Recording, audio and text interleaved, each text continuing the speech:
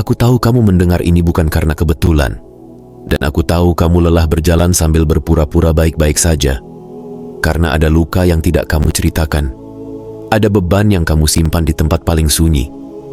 Dan ada pertanyaan yang selama ini kamu telan sendiri. Pertanyaan yang membuatmu merasa berbeda. Seolah kamu hidup di ruangan yang sama dengan banyak orang, namun napasmu tidak pernah benar-benar seirama dengan mereka. Seolah ada sesuatu di dalam dirimu yang terus terjaga ketika yang lain memilih tidur. Dan sekarang, dengarkan baik-baik, kamu yang terpilih. Karena yang paling cepat membongkar sebuah sistem bukan dengan memukulnya dari luar, melainkan dengan memahaminya lebih dalam daripada mereka yang membangunnya. Bukan dengan berteriak, melainkan dengan melihat. Bukan dengan emosi yang meledak, melainkan dengan kejernihan yang tidak bisa ditawar. Kebanyakan orang mengira pengetahuan itu sesuatu yang diberikan, diajarkan, disuapkan, dibingkai rapi oleh suara yang terlihat berwibawa, oleh gelar, oleh posisi, oleh aturan yang tampak suci. Dan kamu pernah berada di sana juga, pernah duduk manis di hadapan yang dianggap tahu, pernah menahan diri untuk tidak bertanya terlalu jauh, pernah menurunkan volume rasa ingin tahumu supaya tetap diterima, supaya tetap aman, supaya tidak dianggap aneh. Tapi perlahan kamu mulai sadar, versi pengetahuan yang mereka berikan seringkali adalah pengetahuan yang sudah disterilkan, sudah disaring, sudah disesuaikan dengan kenyamanan mereka, bukan dengan kebutuhanmu, bukan dengan kenyataan. Dan disinilah garis pemisahnya, bukan antara orang pintar dan orang bodoh, melainkan antara orang yang mengulang logika dan orang yang menguji logika, antara mereka yang hafal kalimat dan mereka yang berani menaruh kalimat itu di atas meja realitas, lalu menekan, melihat apakah ia benar-benar kuat atau hanya tampak kuat. Ada fakta sunyi yang jarang dibicarakan, dan kamu akan merasakannya menggetarkan tulang punggungmu ketika kamu memikirkannya. Beberapa perubahan paling besar sepanjang sejarah tidak selalu datang dari pemberontakan yang ribut, melainkan dari orang-orang yang menjalankan aturan dengan terlalu akurat, terlalu teliti, terlalu jujur, sampai akhirnya aturan itu sendiri memperlihatkan retaknya, seperti pintu yang tampak kokoh, tetapi kuncinya ternyata longgar. Dan ketika seseorang memutar kunci itu dengan cara yang benar, pintunya terbuka bukan karena dibobol, melainkan karena mekanismenya memang rapuh sejak awal. Itu yang terjadi ketika rasa ingin tahu melampaui izin, ketika kamu tidak melawan, tapi kamu berpikir lebih jauh daripada lapisan pertama. Dan ketika kamu mulai berpikir lebih jauh, kamu mulai melihat sesuatu yang membuat suasana di sekitarmu terasa tegang. Kamu mulai merasakan reaksi yang tidak masuk akal, bukan marah, bukan debat, melainkan kegelisahan yang rapi di luar, namun gemetar di dalam. Karena ada perbedaan besar antara kemarahan dan kepanikan. Kemarahan sering muncul ketika kontrol masih utuh, sedangkan kepanikan muncul ketika ada sesuatu yang lolos, ketika ada sesuatu yang tidak bisa lagi ditutup rapat-rapat. Dan dengarkan, kamu tidak meretas apapun, kamu tidak mencuri apapun, kamu tidak masuk ke ruangan rahasia, kamu hanya menyambungkan ide-ide yang selama ini dipisahkan, ide-ide yang tidak pernah diharapkan, berada dalam satu kalimat yang sama. Kamu menerapkan logika tanpa lebih dulu meminta izin kepada norma sosial. Kamu menggunakan pikiranmu sebagai alat yang benar-benar bekerja, bukan sebagai hiasan yang hanya dipakai saat rapat atau saat ingin terlihat cerdas. Dan tiba-tiba kamu melihat betapa banyak sistem hanya berjalan selama orang tidak berpikir melewati lapisan pertama, selama orang tidak bertanya mengapa. Yang kedua, ketiga, keempat, selama orang tidak menuntut konsistensi. Kamu yang terpilih, ada satu hal yang perlu kamu pahami agar hatimu tidak goyah ketika dunia di sekitarmu seolah berubah dingin. Ketika pemahamanmu menjadi terlalu jernih, beberapa orang tidak akan membalasnya dengan rasa hormat, melainkan dengan ketidaknyamanan, bukan karena kamu salah, melainkan karena kejernihanmu mengganggu kepentingan yang bergantung pada kabut. Karena ada struktur yang dibangun bukan untuk kebenaran, melainkan untuk kepatuhan. Dan kepatuhan membutuhkan kabut, membutuhkan kebingungan, membutuhkan rasa takut, membutuhkan rasa jangan macam-macam. Kamu mulai berhenti bertanya, siapa yang benar? Dan mulai bertanya, apa yang benar-benar bekerja di dunia nyata. Dan perubahan itu terasa kecil pada awalnya, sangat sunyi, tidak ada tepuk tangan, tidak ada pengakuan. Tetapi itulah momen ketika kamu mulai keluar dari kandang tanpa perlu membuka pintu dengan keras. Kamu hanya berhenti menerima pakan yang sama. Kamu mulai menilai ide bukan dari siapa yang mengucapkannya, melainkan dari apakah ide itu bertahan ketika hidup menekannya. Apakah ia tetap berdiri ketika realitas menabraknya. Kamu mulai melihat betapa banyak orang bisa terdengar meyakinkan, berwibawa, terlihat benar, tetapi gagasannya runtuh saat diuji oleh hari-hari yang nyata. Dan disitulah sesuatu di dalam dirimu bergeser. Kamu tidak lagi terpesona oleh kepercayaan diri. Kamu tidak lagi terpikat oleh simbol. Kamu mulai mendengar suara hasil, suara konsekuensi, suara kenyataan yang jujur. Banyak sistem melatih manusia untuk membela posisi, bukan menguji akibat. Melatih manusia untuk setia pada kesimpulan, bukan penasaran pada efektivitas. Dan kamu melihat pola itu, kamu menyadari benar di dalam sistem seringkali hanya berarti tidak melampaui pagar yang disetujui. Padahal kenyataan tidak peduli pagar, kenyataan hanya peduli apa yang berfungsi, apa yang menghasilkan, apa yang konsisten. Dan ketika kamu mulai mengukur kebenaran dari hasil yang berulang, kamu mulai membeberkan betapa banyak hal yang selama ini hanya seremonial, hanya kebiasaan, hanya ritual sosial yang dipertahankan. Bukan karena benar, melainkan karena terlalu banyak identitas menggantung di sana. Terlalu banyak orang takut kehilangan posisi jika mengakui bahwa sebagian besar yang mereka pertahankan sebenarnya tidak pernah mereka uji. Dan kamu tidak mengumumkan apapun, kamu tidak membuat panggung, kamu tidak berteriak. Kamu hanya hidup dengan logika yang bekerja, dan itu lebih mengganggu daripada protes. Karena protes bisa dilawan dengan slogan, tetapi hasil yang nyata tidak bisa diperdebatkan tanpa membuat kebohongan terlihat telanjang. Kamu mengerti sekarang mengapa reaksi yang muncul sering bukan diskusi, melainkan upaya menahan, membatasi, membingkai. Karena kamu tidak menyerang dari depan. Kamu melewati sisi, kamu memperlakukan hidup seperti laboratorium, bukan ruang sidang. Kamu mengamati, mencoba, menyesuaikan. Dan dengan itu, kamu memunculkan ketakutan paling tua dalam struktur manapun. Ketakutan bahwa ada seseorang yang tidak bisa dikendalikan oleh opini. Lalu kamu melihat sesuatu yang lebih tajam, sesuatu yang selama ini disamarkan. Kamu menyadari bahwa moralitas sering dipakai bukan sebagai kompas, melainkan sebagai tali. Bukan untuk menuntun, tetapi untuk menahan. Bukan untuk membimbing hati, tetapi untuk memastikan tubuh tetap patuh. Dan kamu mulai melihat pola yang membuatmu muak sekaligus merdeka. Banyak aturan tentang benar dan salah disusun bukan demi keadilan, melainkan demi ketertiban yang menguntungkan pihak tertentu, demi hierarki yang ingin tetap berdiri, demi kenyamanan mereka yang tidak ingin dipertanyakan. Dan yang paling menakutkan adalah betapa banyak orang mempertahankannya dengan sukarela. Mereka mengulanginya, menghakimi orang lain, menghakimi diri sendiri, sambil percaya bahwa mereka sedang berbuat baik, padahal seringkali mereka hanya sedang memelihara pagar. Kamu yang terpilih, kamu mulai memisahkan integritas dari kepatuhan. Kamu mulai menilai tindakan dari dampaknya, bukan dari label sosialnya. Kamu mulai melihat bahwa orang yang paling lantang mengklaim paling suci seringkali justru paling licin.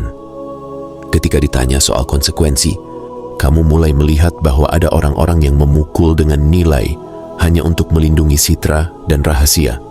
Dan ketika kamu berhenti takut pada label, kamu mulai bergerak lebih jujur, lebih presisi, lebih tenang. Dan itu membuat beberapa orang gelisah. Karena masyarakat yang berani mempertanyakan mengapa di balik aturan adalah masyarakat yang sulit dituntun dengan ancaman malu. Lalu kamu menyambungkan titik-titik lintas domain. Kamu menolak hidup di dalam kotak-kotak yang disediakan. Kamu menolak menerima bahwa ada satu bahasa untuk sekolah, satu bahasa untuk pekerjaan, satu bahasa untuk relasi, satu bahasa untuk batin.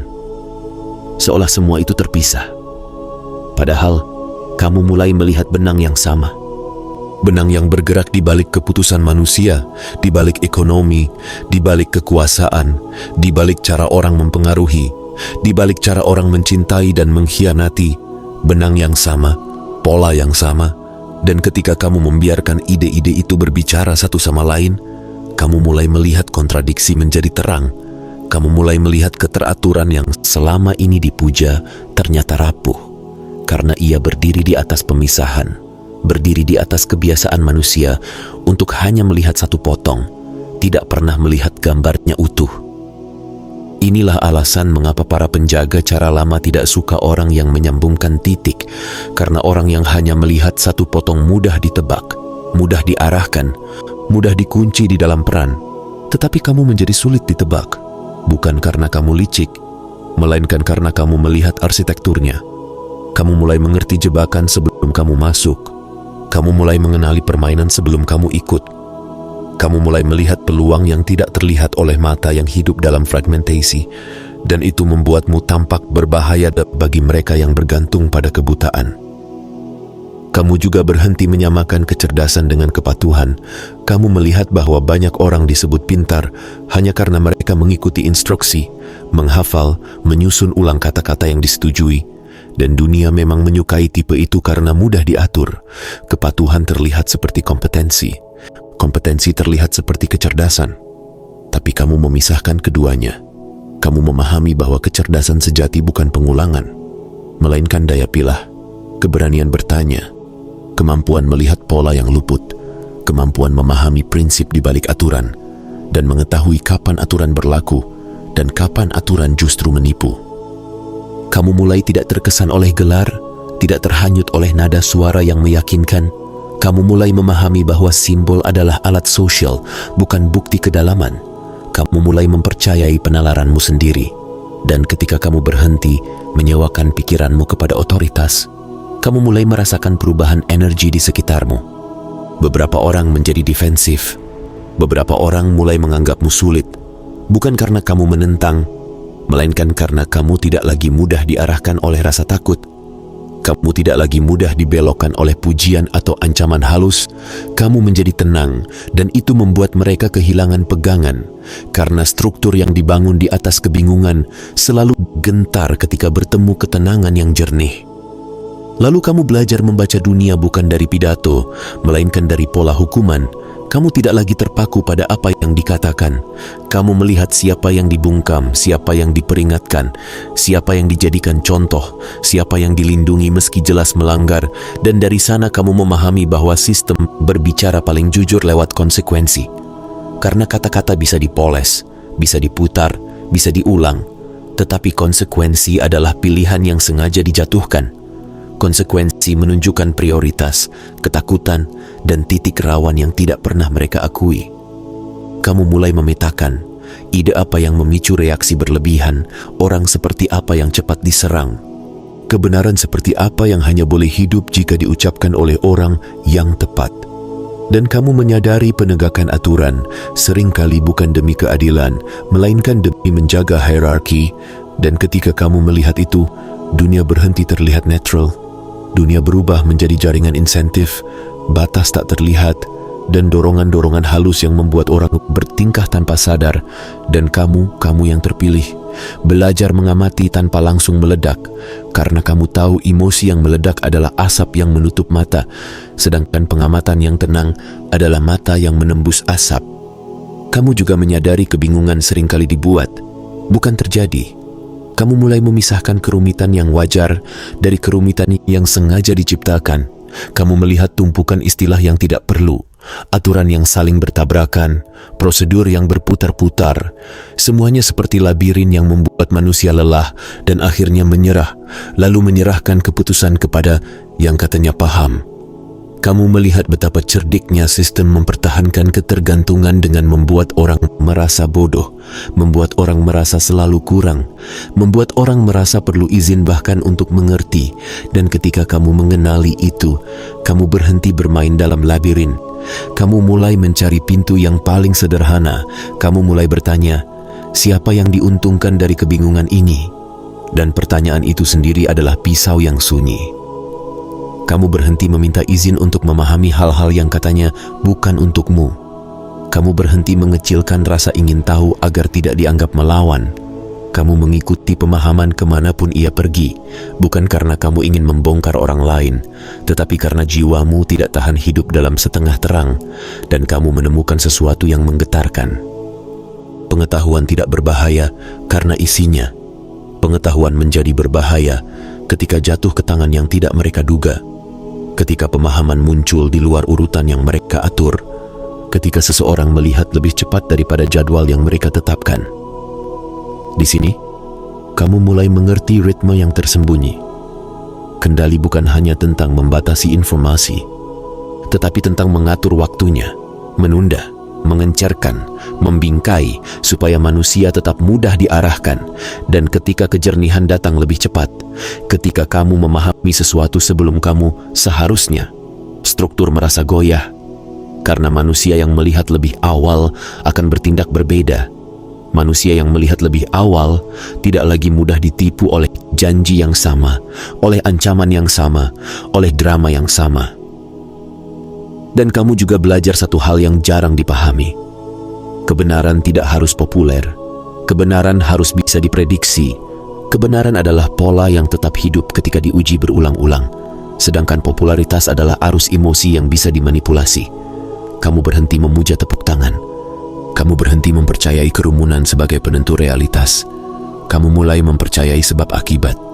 Kamu mulai melihat bahwa beberapa hal yang paling dirayakan justru paling rapuh ketika disentuh hidup. Dan beberapa prinsip yang paling sederhana justru paling kuat karena ia tidak butuh panggung. Itulah mengapa kejernihanmu terasa seperti ancaman bagi sebagian orang, karena mereka membangun pengaruh dari keramaian, bukan dari ketepatan. Mereka hidup dari citra, bukan dari konsistensi. Dan ketika kamu mengukur ide dari hasil, kamu menghapus panggung mereka tanpa perlu menyentuhnya.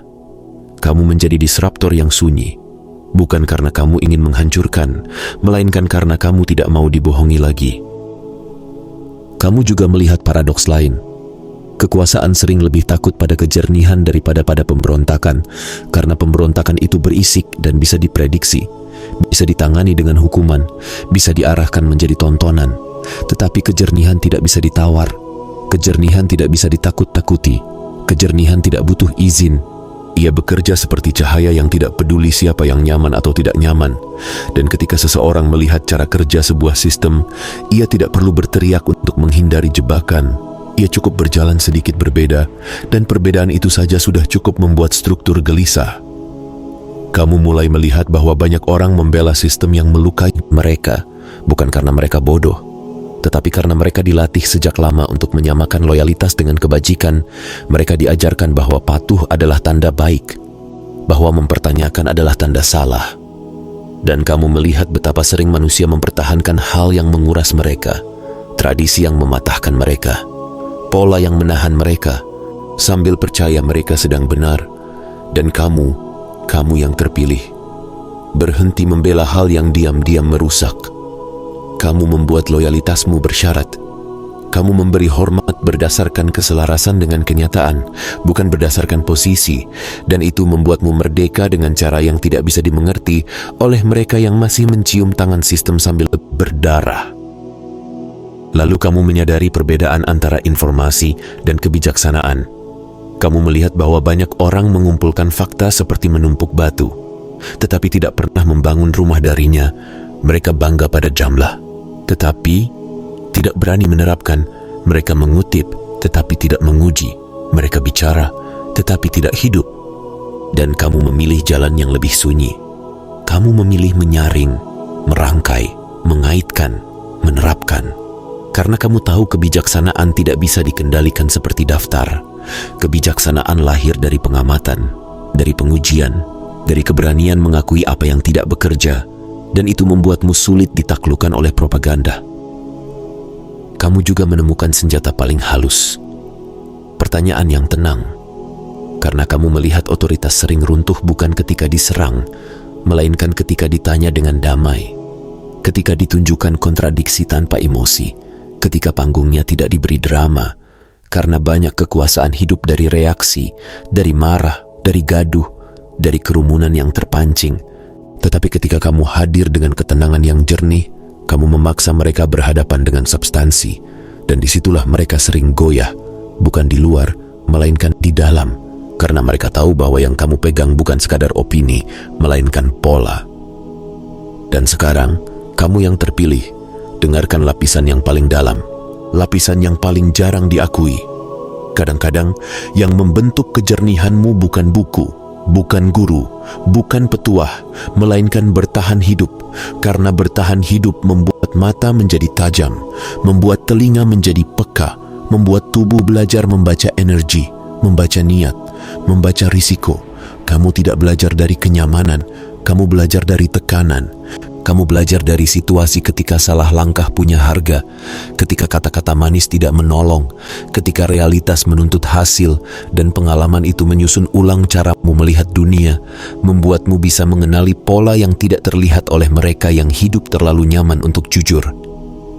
Karena itu, jangan heran jika kadang kamu merasa sendirian. Jangan heran jika kadang orang menganggapmu berlebihan, terlalu dalam, terlalu banyak mikir. Sebab mereka tidak tahu kamu tidak memilih kedalaman ini sebagai gaya. Kamu ditempa ke sana. Dan sekarang, kedalaman itu adalah perlindunganmu. Kedalaman itu adalah proteksi energimu. Kedalaman itu adalah pagar halus yang membuatmu tidak gampang diseret ke drama, tidak gampang diperalat oleh rasa bersalah, tidak gampang dijinakan oleh pujian. Karena kamu sudah pernah melihat bagaimana manipulasi bekerja. Kamu sudah pernah merasakan bagaimana kebingungan dibuat sengaja. Kamu sudah pernah menelan pahitnya ketika sistem meminta kamu diam demi kebaikan bersama, padahal yang dijaga adalah kenyamanan segelintir orang. Maka mulai malam ini, mulai detik ini, ada sesuatu yang perlu kamu putuskan di dalam. Keputusan yang tidak perlu diumumkan, keputusan yang tidak perlu dipamerkan, tetapi keputusan yang akan mengubah cara semesta merespons langkahmu. Kamu tidak akan lagi menyerahkan kendali batinmu kepada struktur yang hidup dari kebingungan. Kamu tidak akan lagi meminjam mata orang lain untuk melihat hidupmu. Kamu tidak akan lagi meminta izin untuk memahami apa yang perlu kamu pahami demi bertahan dan bertumbuh. Kamu akan berjalan dengan kewaspadaan yang lembut namun tegas. Kewaspadaan yang bukan paranoia, melainkan kesadaran. Kewaspadaan yang membuatmu tahu kapan harus bicara dan kapan harus diam, kapan harus mendekat dan kapan harus menjaga jarak, kapan harus memberi dan kapan harus menahan. Dan ya, akan ada momen ketika orang-orang tertentu mulai terlihat gelisah di hadapanmu. Bukan karena kamu mengancam mereka secara langsung, tetapi karena kamu tidak lagi bisa dipancing. Kamu tidak lagi bisa ditarik ke permainan lama. Kamu tidak lagi mudah membuat keputusan dari rasa takut. Kamu mengambil keputusan dari ketepatan, dari dampak, dari pola. Dan itu membuatmu seperti cermin yang tidak bisa mereka retakkan. Kamu menjadi pengingat hidup bahwa banyak hal yang mereka anggap normal sebenarnya hanya terbiasa. Banyak hal yang mereka anggap benar sebenarnya hanya disepakati. Banyak hal yang mereka anggap wajar sebenarnya hanya diwariskan tanpa pernah diuji. Kamu yang terpilih, aku ingin kamu merasakan ini bukan sebagai teori, tetapi sebagai getaran yang menetap di dada. Kejernihanmu bukan kutukan. Kejernihanmu adalah panggilan. Kepekaanmu bukan kelemahan. Kepekaanmu adalah radar. Rasa berbeda yang dulu kamu sembunyikan bukan aib, melainkan tanda bahwa ada bagian dari dirimu yang tidak bisa dibeli oleh sistem. Bagian yang tidak bisa disuap oleh keramaian. Bagian yang tidak bisa dilumpuhkan oleh rasa malu. Bagian yang tetap hidup meski berkali-kali kamu mencoba mematikannya demi diterima. Sekarang, mari kita rapatkan proteksimu, bukan dengan dinding yang keras, melainkan dengan kesadaran yang rapi. Mulai dari cara kamu memilih informasi yang masuk, cara kamu memilih orang yang kamu izinkan menyentuh pikiranmu, cara kamu menjaga ruang batinmu dari ucapan yang meremehkan, dari candaan yang menyamarkan racun, dari kebiasaan yang membuatmu lupa pada dirimu sendiri.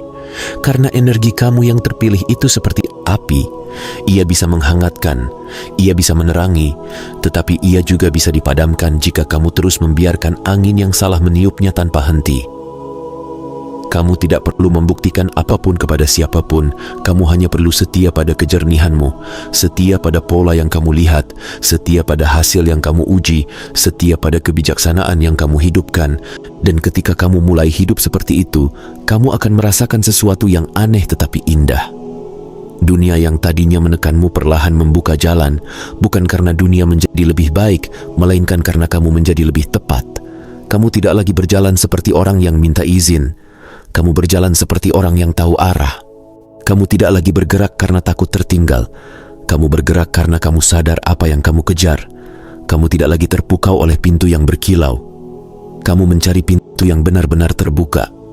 Dan jika beberapa hari ke depan terasa seperti ada gelombang yang membuatmu lebih sensitif, lebih peka, lebih mudah merasakan intensitas orang lain, ingat ini, kamu yang terpilih. Itu bukan tanda kamu rapuh. Itu tanda kamu sedang naik tingkat. Ketika kesadaran bertumbuh, tubuh sering bereaksi. Ketika batin menguat, topeng-topeng di luar terlihat lebih jelas. Ketika cahaya di dalam semakin terang, bayangan di sekitar tampak lebih gelap. Bukan karena dunia tiba-tiba menjadi jahat, melainkan karena kamu mulai melihat. Kamu tidak salah karena melihat, kamu tidak salah karena mengerti, kamu tidak salah karena menyambungkan titik, kamu tidak salah karena menolak kebingungan yang dibuat-buat, kamu tidak salah karena menilai dari dampak, bukan dari label. Kamu tidak salah karena menguji, bukan mengulang. Kamu tidak salah karena memilih kebenaran yang bisa diprediksi daripada kebenaran yang hanya populer. Kamu tidak salah karena bertanya dengan tenang. Kamu tidak salah karena tidak lagi bisa ditipu oleh kata-kata yang terdengar indah tapi tidak pernah menghasilkan. Kamu tidak salah. Dan sekarang, tarik napas lebih dalam. Rasakan punggungmu. Rasakan bahumu, rasakan betapa banyak beban yang kamu pikul selama ini, dan izinkan kata-kata ini mengendap seperti air yang menenangkan tanah retak. Kamu sedang memasuki fase ketika pemahamanmu menjadi kompas, bukan beban. Ketika kejernihanmu menjadi pelindung, bukan ancaman. Ketika logikamu menjadi jalan, bukan konflik. Ketika kepekaanmu menjadi kekuatan, bukan alasan untuk bersembunyi. Dan kamu akan belajar satu hal yang akan membuatmu tersenyum pelan di tengah keributan dunia. Sistem manapun boleh menolakmu, tetapi realitas akan selalu merespons ketepatanmu. Aku akan terus berbicara ke lapisan-lapisan terdalam dirimu, karena kamu bukan orang yang butuh slogan.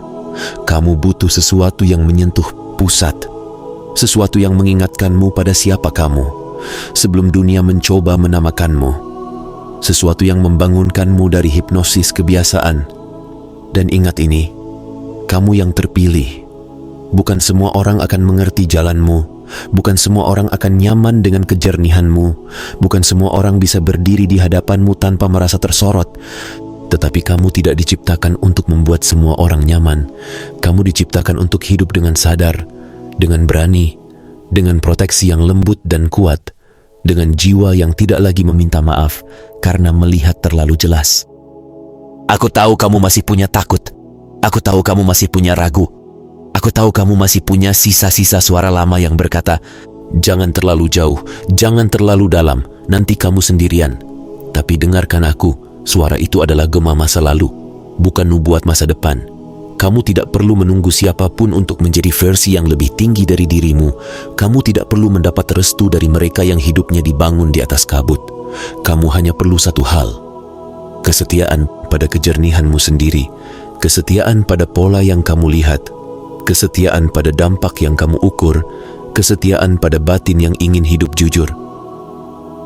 Dan ketika kamu berjalan dengan kesetiaan itu, kamu akan tahu kapan harus diam, kapan harus bergerak, kapan harus memotong kebiasaan yang menguras, kapan harus menjaga jarak dari orang yang memakan terangmu, kapan harus memelihara diri, kapan harus menguatkan diri. Karena kamu yang terpilih bukan sekadar mendengar kata-kata ini, kamu sedang diingatkan pada kemampuan paling rahasia yang sudah lama kamu miliki. Kemampuan untuk melihat tanpa dibutakan, memahami tanpa minta izin, bertumbuh tanpa minta validasi, dan melangkah tanpa takut pada mereka yang panik ketika logika dipakai dengan benar.